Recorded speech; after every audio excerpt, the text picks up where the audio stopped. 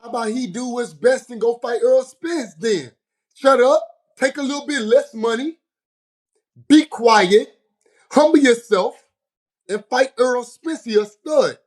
Do what he say, and then you might be the challenger sometimes.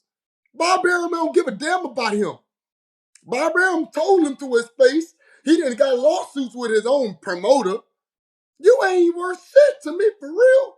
You got Ennis, you got Garcia, you got Thurman, you got people making a name for themselves in your own weight division.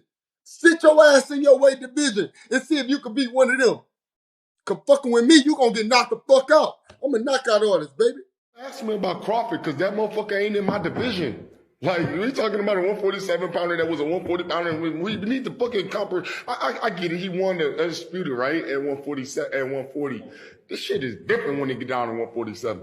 147, 154, 160, 68. This shit is different. So you got Charlo, man. Y'all know I had to dig in on this one, though, Diddy. I'm gonna get at Hitchison.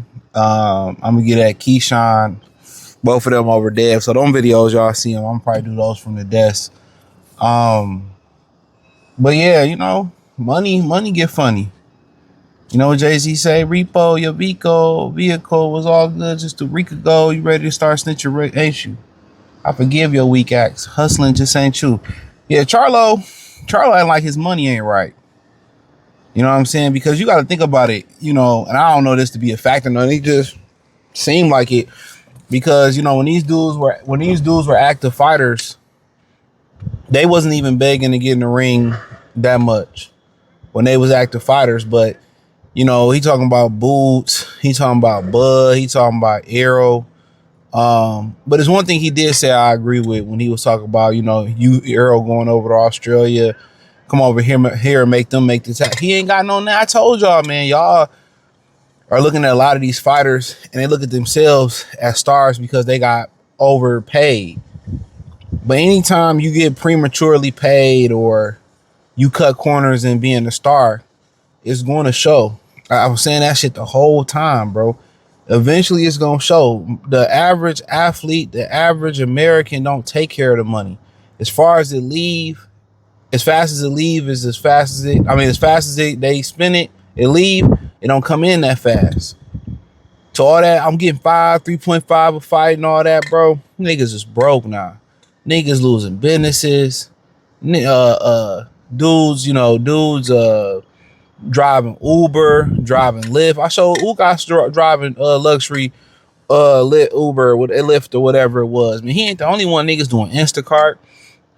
And I told y'all, can't nobody sustain even you make $5 million.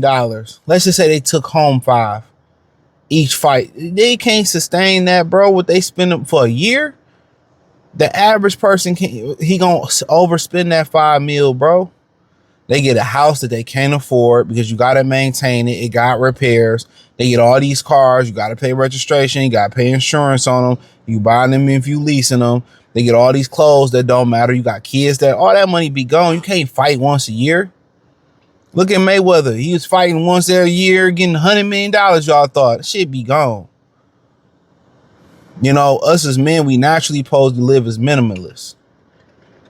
You know, but, you know, he talking about Boots and, you know, telling Eddie to send the offer. Because now, you know, I talked about it on Saturday. We did live. Golden Boy got a restraining order on Virgil. He can't negotiate another contract. It's temporary. My thing is this. If that's the case, he can't negotiate another contract.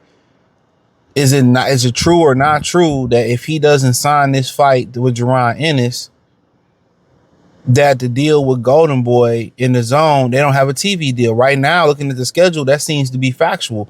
So how you gonna put a restraining order with me if I'm technically free and I can negotiate with other people and get me and Boots some more money?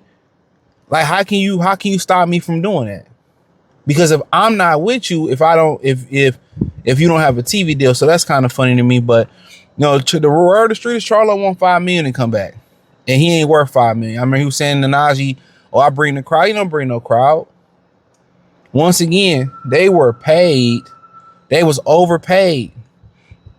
And you just think like if you got a business mindset just a little bit, you thinking like the first thing you think is how's PBC paying these dudes all this money? Where's the money coming in at? Cause the Gates wasn't breaking no record. They wasn't doing no crazy pay-per-view money. That's what I told y'all when y'all, it was a scam, bro. It had to be. I'm like, how's they making money? I knew the real pay-per-view numbers. I'm like, how's they making money? It was a get rich scheme.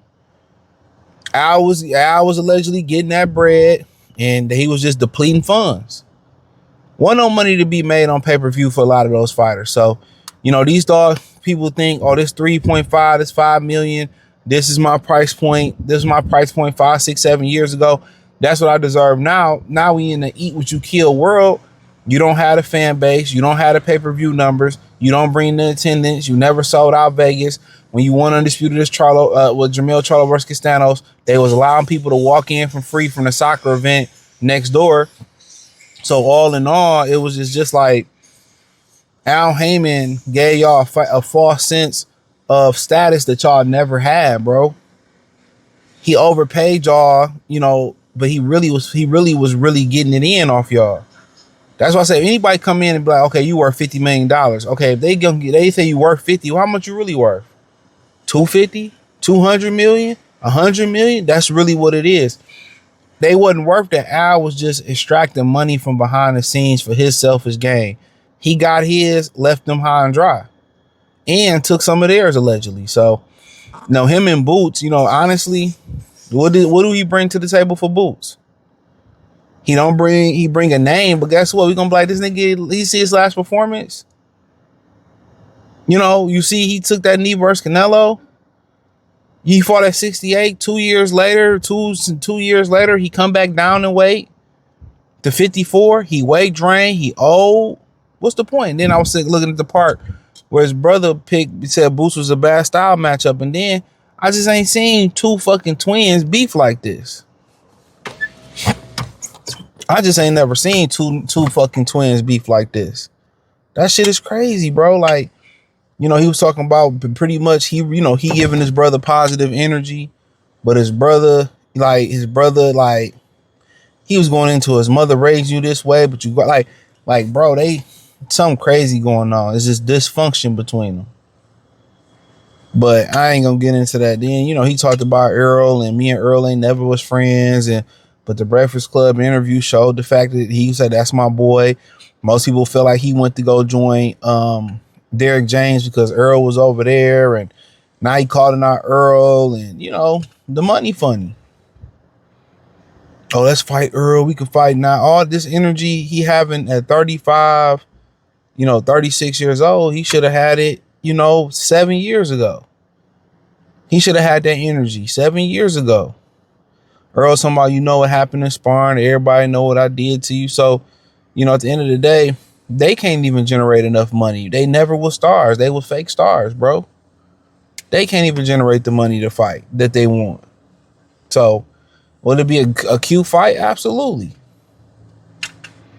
To me, Jermell was a better fighter than Errol Spence when he was with Ronnie, but when he started wanting to be a knockout puncher, he talked about, and I've been through this, I talked about this, why he left Ronnie, because he slapped him in the corner and told him to wake up and get focused.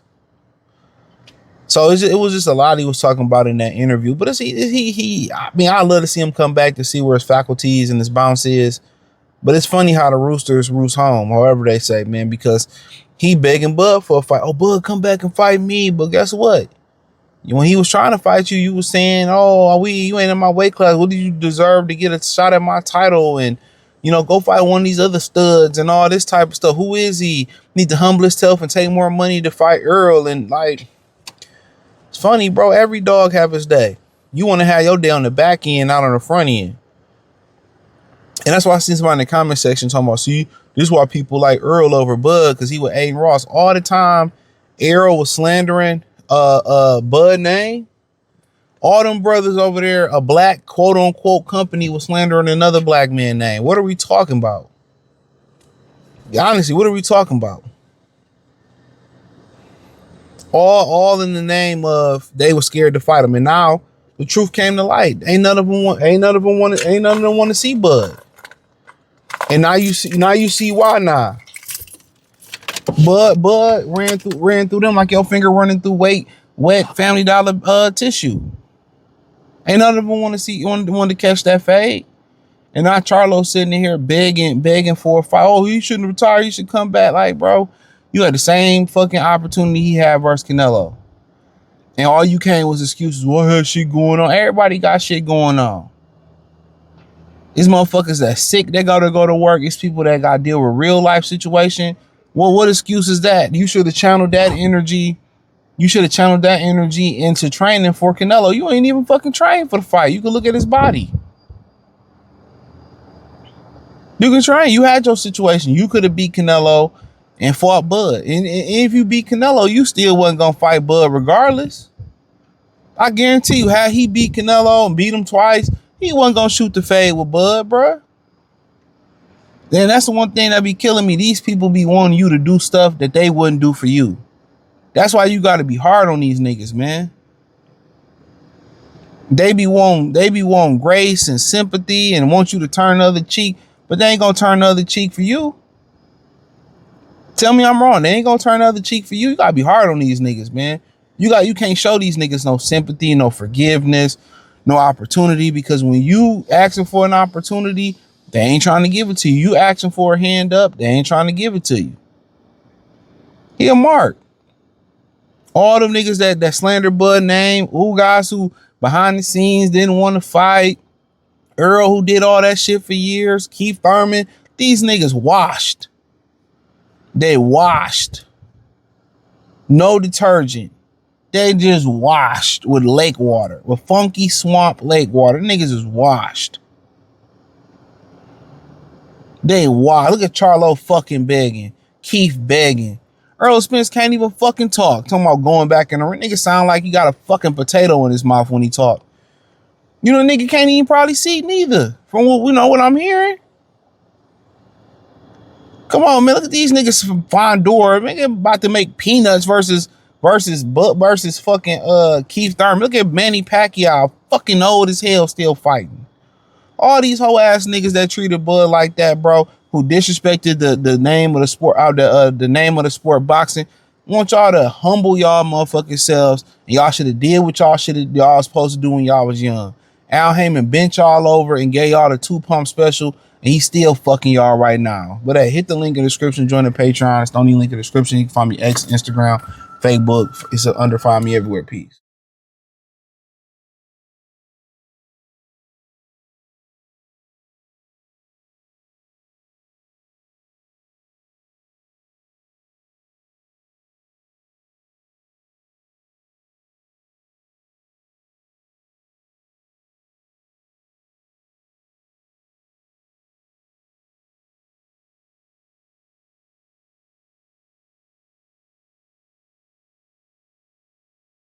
Crawford ain't did shit in 154.